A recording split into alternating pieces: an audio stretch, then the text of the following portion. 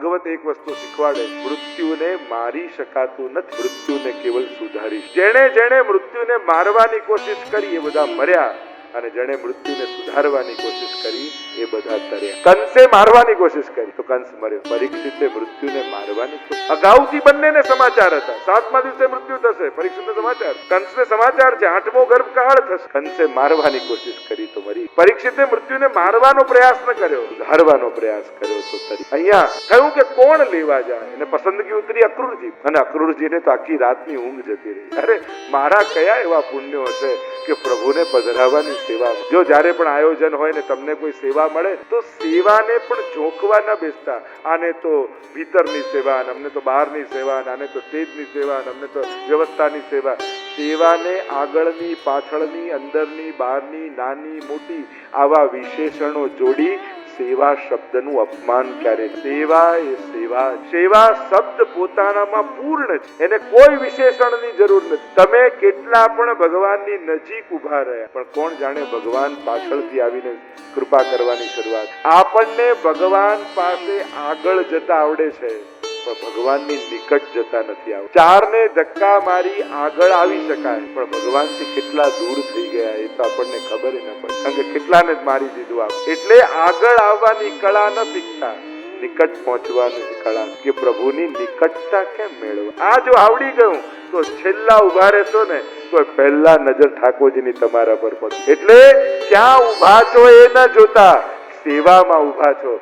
લાઈનમાં પણ ઉભા રહો, લાઈન કરાવવા તો એટલા ભાવથી ઉભા રહો કે મને ઠાકોરજી મળશે ને તો આ લાઈનમાં જ, મને ઠાકોરજી મળશે તો આ બુહારી કાઢવાની સેવા છે તો અહીંયા જ ક્યાંક મળશે. જ્યાં ઉભા છો ત્યાંથી ભાવથી કરશો તો ઠાકોરજી ત્યાં મળવા આવશે. પણ ઉભા અહીંયા છો, મન ત્યાં છે, લો સ્ટેજ પર બધા પોતીજી ત્યાં જવા મળે તો મજા, એમ કરીને બહાર ઉભા રહીને મન સ્ટેજ પર રહે તો ન સ્ટેજ ના રહેશો ન બહાર ના રહેશો. જ્યાં સેવામાં છો ત્યાં સેવા નાની કે મોટી નથી હોતી, સેવાનો ભાવ મોટો હોય તો એ નાની પણ મોટી બની. એને મોટી માનીને કરશો તો એ બધી સેવાઓ મોટી બની. પણ આ તો નાની સેવા, સેવાને નાની માની તો એ આપમેળે નાનું બને. તો જે મળ્યું એને મોટું માનીને કર તો આપમેળે મોટાઈ. તો અક્રૂરજીની ઊંઘ જતી રહી કે પ્રભુને પધરાવવાની સેવા મને મળી, તો લાવ પ્રભુને પધરાવવા કાલે સવારે હું જાઉં.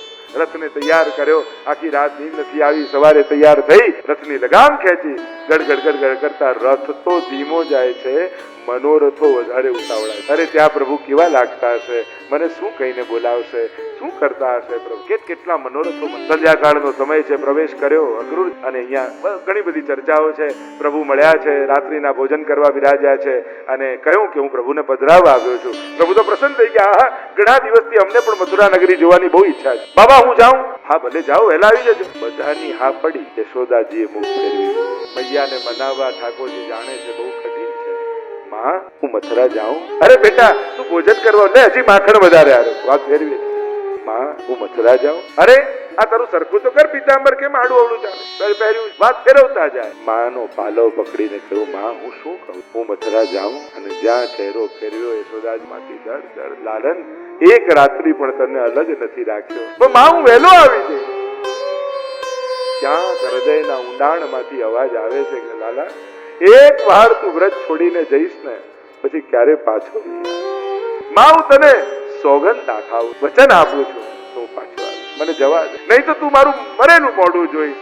મુખ પર હાથ રાખ્યો. લાલન આવું ન બોલ, જા વહેલો પાછો આવે. બારે મને હા પાડી છે, અને અહીંયા તો સવારના સમાચાર બધે વ્રજમંડળમાં પહોંચી ગયા. કૃષ્ણ વ્રત છોડીને મથુરા જઈ રહ્યા છે. ગોપીઓના ટોળા નંદાલયમાં આવી ગયા, રથની આગળ સુઈ ગયા. પ્રભુ બધાને મનાવે, બધાને સમજાવે, હું જલ્દી પાછો આવી, જવા દો. રથ પર બિરાજ્યા છે. અક્રૂરજી રથની લગામ ખેંચી. અરે આ કોણે આનું નામ અક્રૂર રાખ્યું? આ તો ક્રૂર છે, આનાથી કઠોર બીજો કોણ હોય? અમારા પ્રાણને લઈ જઈ રહ્યો. અનેકવિધ પ્રકારની ચર્ચાઓ છે. પ્રભુનો રથ આવ્યો છે અહીંયા કુબજાને, અને કહ્યું મારા ઘરે પધરામણી કરો, અમારે તો નગર જોવા જવું છે. એટલામાં સખાઓ આવી ગયા, દાઉજી આવી ગયા, અને જ્યાં નગર પરિભ્રમણ કરવા જાય સખાઓ કહે કે ચલો મથુરા નગરને દર્શન કરવા જઈએ. પ્રભુ કે પણ આવા વસ્ત્રો પહેરીને કેમ જવાય, આપણે તો ગામડાના વસ્ત્રો પહેર્યા. એટલામાં કંસનું ધોબી ત્યાંથી નીકળ્યો. કહ્યું કે તું વસ્ત્ર આપીશ? અરે તમે ગામડામાં રહેનારા ક્યારે આવા વસ્ત્રો જોયા છે? પ્રભુને સાંભળીને થયું આ તો એ જ ધોબી છે, રામા અવતાર વાળો. એક થપાટ લગાવી ત્યાં ઉદ્ધાર થઈ ગયો. પોટલું ખોલ્યું ને કંસના વસ્ત્રો, જ્યાં પજામો કાઢ્યો સખાઓ કહે કે આ તો કોઈ પંડાળનો ગેટ લાગે છે, બે આમાં ઘૂસ્યા બે આમાં ઘૂસ્યા. પ્રભુ કે આ લોકોને કઈ ખબર નથી, લાવ કોઈ દરજી મળે તો એને ઠીક કરાવીએ. દરજીને કહ્યું કે તું વસ્ત્રો ઠીક કરી આપીશ? કરી તો આપું, બદલામાં શું આપશો? કે મને તો સારૂપ્ય મુક્તિ જોઈએ. પ્રભુ કે જા તને આપ. એકવાર વસ્ત્ર સેવા કરી તો મુક્તિ મળી કે જે નિત નવીન વાઘા ધરાવે ઠાકોરજી એને શું ના કહ્યું કે વસ્ત્રો તો થઈ ગયા, માળા મળી જાય તો શિંગાર થઈ જાય. સદામાં માળી આપ્યો, શું આપ્યો બદલામાં? કે જ્યાં અનન્ય ભક્તિ તને પ્રભુના ભક્તોના ચરણો. વિચાર કરો, એક માળા ધરાવી, અનન્ય ભક્તિ મળી. જે રોજ ફૂલની માળા ઠાકોરજીને ધરાવે એને કઈ ભક્તિ ન મળે. કહ્યું કે હવે તો વસ્ત્રો થયા, માળા મળી, ચંદન મળે, એટલામાં ત્રિવક્રા કુબ્જા વાંકી ચૂકી ચાલતી આવી. કહ્યું સુંદરી તું ચંદન આપીશ? બોલ્યા એ કરી બતાવ તો હમણાં આપું. અરે હું શું બોલ્યો? સુંદરી બોલ્યા કરી બતાવ. પગથી પગ દબાવ્યો, હાથથી થોડી પકડીને ખેંચી, સર્વાંગ સુંદરી થઈ ગઈ. ચંદનનો લેપ કર્યો છે. કહ્યું મારા ઘરે પધારો, પછી તારા પર કૃપા કરીશું. બીજા દિવસ થયા, ધનુર્યજ્ઞનું આયોજન થયું છે અને બધા જ રંગ મંડપમાં બેઠા છે. સમસ્ત મથુરાવાસી આવી ગયા. દમ દમ દમ દમ દમ દમ નગારા વાગી રહ્યા છે. મલ્લ, તોષલ, કૂટ, ચાણૂર, મુષ્ટિક બધા જ તેલ શરીર પર લગાવીને તૈયાર છે. કૃષ્ણ દેખાય ને પછાડી ગઈ. કુલિયાપીડ હાથીને દ્વાર પર ઉભો રાખ્યો છે અને દાઉજી અને આવ્યા છે કૃષ્ણ. અને જ્યાં અંદર પ્રવેશવા જાય કુલિયાપીડ હાથીએ તરફ મારી, બંને એક એક દાંત ખેંચી, ગોળ સૂંઢથી પકડી ખેંચી ગોળ ગોળ ગોળ કરીને ફેંક્યો. લોહીથી ખલાયેલા દંતને લઈ ખભા પર લટકાવીને ભગવાન પ્રવેશ કરે છે. બધા જ મથુરાવાસીઓ દર્શન કરે. જેને જેવો ભાવ એવા કૃષ્ણના દર્શન થાય. સલ, તોષલ, કૂટ, ચાણૂર જ્યાં લડવા માટે આવ્યા ત્રણેયને પછાડ્યા છે. ચાણૂર અને મુષ્ટિક આવ્યા, બંનેને ગોળ ગોળ ફેરવીને ફેંક્યા. પાંચેયનો ઉદ્ધાર થયો. વો રહા કંસ મચાન પર બેઠા હે. ભગવાને છલાંગ લગાવી પકડ્યો કંસને. જ્યાં પછાડ્યો, છાતી પર બેસીને જ્યાં મારવા જાય એવો ડર લાગ્યો કે ત્યાં જ કંસનો ઉદ્ધાર થઈ ગયો. બોલો કૃષ્ણ કનૈયા લાલ કી જય. અસ્તિ અને પ્રાપ્તિ રડતી રડતી પિતાને ત્યાં ગઈ. કંસની પત્ની ઉગ્રસેનને રાજા બનાવ્યા છે અને પ્રભુએ કહ્યું દાદાને કે હવે હું વ્રજ નહીં આવું, આપ વ્રજ પધારો. અહીંયા સાંદીપનીના આશ્રમમાં 64 દિવસમાં 64 વિદ્યા પ્રાપ્ત કરી. અને જ્યારે વ્રજમાં વર્ણન આવ્યું યશોદાજીના વિરહનું, પ્રભુને પણ મથુરામાં ગમતું. ગોકુલ તરફ દ્રષ્ટિ કરીને અશ્રુપાત કરતા હતા. પ્રભુજીએ કહ્યું કે બ્રહ્મની આંખમાં ઉદ્ધવ મોહે બ્રજ બિસરત ના. બ્રજ ભૂલાતું નથી ઉદ્ધવ. આજે પણ હું સૂતો હોઉં, મૈયાનો અવાજ સંભળાય ને ચોંકીને જાગી જઉં. આંખ બંધ કરું ને મારી રડતી ગાયો મને દેખાય છે. મારી ગોપીઓ મને યાદ કરી રહી છે. આ બ્રહ્મને લાગતું નથી. જ્ઞાનોપદેશ કરવા લાગી. પ્રભુને કહ્યું બીમારી મોટી છે, મારો કેસ નથી, મોટા ડોક્ટરો પાસે નથી. તમે જનરલ પ્રેક્ટિસ જીપી પાસે જાઓ, એમ લાગે કોઈ સિરિયસ બીમારી છે, એ શું કે હું તમને ચિઠ્ઠી લખી આપું છું, સ્પેશિયલાઇઝ ડોક્ટર પાસે જાઓ.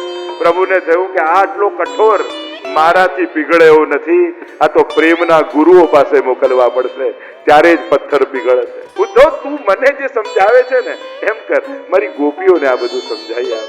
એ મારા વિરહમાં બહુ જોડાય. હા હા સમજાવી દઈશ. ભણેલા હોય ને એમને ભણાવવું બહુ ગમે. અરે હું સલાહ આપું બધું ઠીક થઈ જાય. હવે ક્યાં વાંધો, હું સમજાવી આવીશ. હા ઉદ્ધવ જા સમજાવ. પત્ર લખીને આપ્યો ને ચાલ્યા ઉદ્ધવ. કથાઓ તો ઘણી છે, ચર્ચાઓ તો ઘણી. જ્યાં પ્રવેશ કરે છે વ્રજમાં અને લલિતા કહેવા લાગે હરિ ચંદ્રાવલી હરિ વિશાખા દેખ પ્રભુ પધારે. રથ ઠાકોરજીનો, મુગટ ઠાકોરજીનો અને ઉદ્ધવજી દેખાય પણ ભગવાન. ભગવાનના પાર્ષદો હોય ને એ આબેહૂબ ભગવાન. એને કોઈ પ્રભુ આવી ગયા. એક ક્ષણ એવું લાગ્યું અરે બધી ગોપીઓ દોડી. ઉદ્ધવજી ઉતર્યા, ચાલ્યા, ત્યારે લાગ્યું કે આ બીજું કોઈ. ઉભા રહો કોઈ બહેરૂપિયો લાગે. એટલામાં એક ભમરો ગુનગુન ગુનગુન ગુનગુન ગુનગુન ગુનગુન કરતો બધા આગળ આજુબાજુ ફરવા લાગ્યો. મળ્યો મોકો, નિમિત્ત બનાવ્યો ભ્રમરને અને હૃદયમાં જે હતું બધું ઉલેડી નાખ. એને કહેવાય ભ્રમર ગીત. મધુપકિતો બંધો માસ પ્રશાંત્રી ચપત્ન્યા. એ ભ્રમર અહીંયા ના આવતો, ભાગ. તારા પગમાં અમારા શોક જે સોતનો છે, જે મથુરા રહે છે, એના ગળામાં રહેલી માળાના ફૂલના પરાગ ચોટે. જેવો તું કપટી, તારો માલિક પણ એવો કપટી. આ શું આંખ હતો બાલીનો, છુપાઈને મારી નાખ્યો. 10 શ્લોકમાં હૃદયનો બધો ઉભરો ઠાળવ્યો અને જોર જોરથી રડવા લાગી ગયો. પણ એ કેવો એ છે, એના વગર જીવવું અશક્ય. એ અમારો પ્રાણ છે, એ અમારું હૃદય.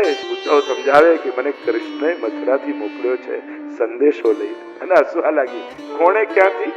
મથુરા એ મથુરા વાળો તારો હશે, અમારો વ્રજ વાળો તો વ્રજ છોડીને જાય. એને તો પ્રતિજ્ઞા લીધી છે વૃંદાવનમ પરિત્યજ્ય પાદમેકમ, હું એક ડગલું બહાર નહીં ભરું. ઉદ્ધવ કે હું ત્યાંથી મળીને આવ્યો છું. અરે અમારો કૃષ્ણ જો સંધ્યાકાળ થઈ હમણાં ગાયોને લઈને વનમાંથી ગોકુળ આવે. જો કે આ બધી પાગલ થઈ ગઈ લાગે. અરે જો તો ખરા, તું હમણાં વેણું સંભળાશે.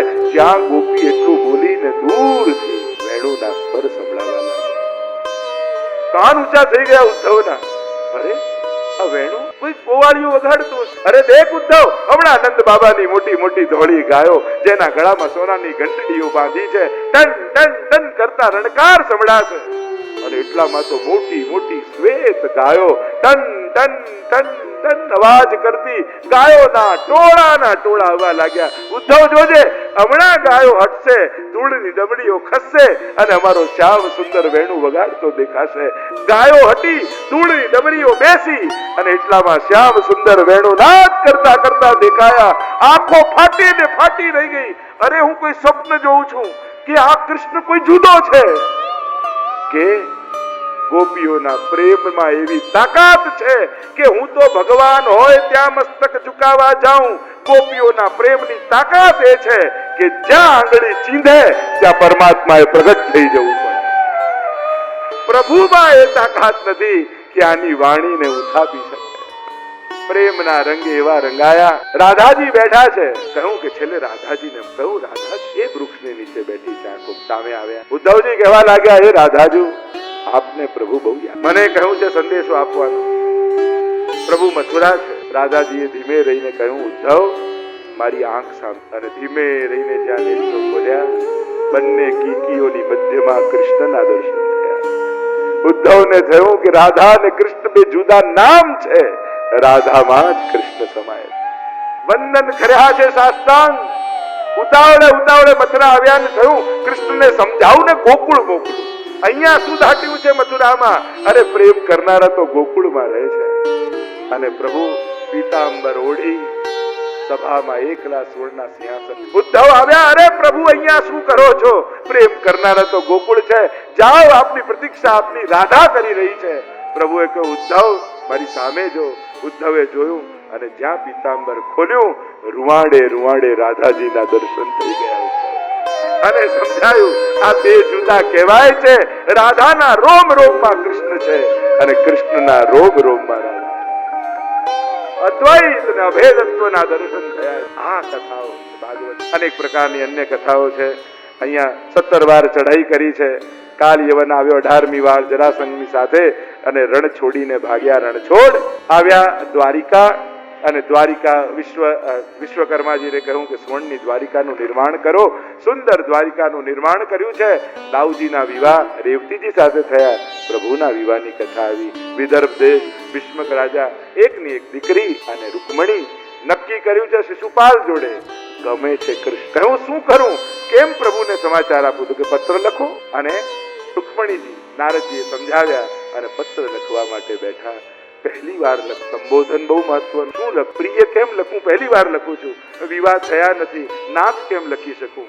સંબોધન કર્યું. શુત્વા ગુણાન ભુવન સુંદર શુણવતા. હે ભુવન સુંદર, આપને જોયા નથી, આપના ગુણોને સાંભળ્યા અને હું આપને પ્રેમ કરવા લાગી. જો સિંહનો ભાગ શિયાળ લઈ જાય તો અપમાન સિંહનું થાય. હું આપને વરી ચૂકી છું મનથી, અને જો શિશુપાલ લઈ ગયો તો આપનું અપમાન થશે. પધારો મારું